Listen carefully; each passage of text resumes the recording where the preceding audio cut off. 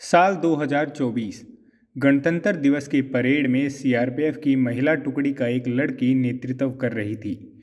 राष्ट्रपति द्रौपदी मुर्मू इस बहादुर लड़की की सलामी ले रही थी। ये लड़की थी सीआरपीएफ की असिस्टेंट कमांडेंट पूनम गुप्ता।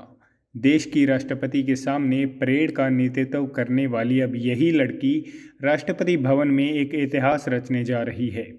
मौका होगा पूनम गुप्ता की शादी का। ऐसा इसलिए क्योंकि राष्ट्रपति भवन में पहली बार किसी ऑफिसर की शादी की शहनाइयाँ गूंजेंगी। आपने अब तक केवल वीआईपी शादियों के बारे में सुना, देखा या पढ़ा होगा, लेकिन पूनम गुप्ता देश की पहली ऐसी दुल्हन होंगी जिसकी शादी वीवीआईपी माहौल में होगी। भारत के सबसे बड़े संवैधानिक पद राष्ट्रपति के निवास स्थान पर शादी की शहनाई गूंजेगी। इस शादी में शामिल होंगी खुद राष्ट्रपति द्रौपदी मुर्मू और देश की जानी मानी राजनीतिक हस्तियां। आइए जानते हैं कौन है पूनम गुप्ता जो राष्ट्रपति भवन में दुल्हन बनने जा रही हैं। पूनम गुप्ता मध्य प्रदेश के शिवपुरी की रहने वाली हैं और सीआरपीएफ के असिस्टेंट कमांडेंट के पद पर तैनात हैं। इनके पिता का नाम रघुवीर गुप्ता है जो शिवपुरी के नवोदय विद्यालय में अधीक्षक के पद पर कार्यरत हैं।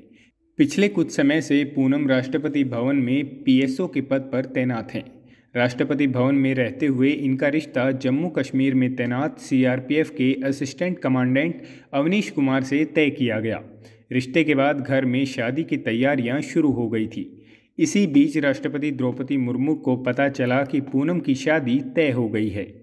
उन्होंने तुरंत राष्ट्रपति भवन के मदर टेरेसा क्राउन परिसर में पूनम की शादी का अरेंजमेंट कर दिया और उनसे कहा कि तुम राष्ट्रपति भवन से ही दुल्हन के रूप में विदा होगी।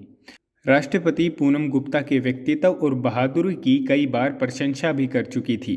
उन्होंने ऐतिहासिक फैसला करते हुए ये निर्णय लिया कि पूनम गुप्ता की शादी राष्ट्रपति भवन में ही करवाई जाएगी। राष्ट्रपति के फैसले को सुनकर पूनम और उनके परिवार बेहद खुश हुआ। 12 फरवरी को पूनम गुप्ता की शादी धूमधाम से राष्ट्रपति भवन में होगी।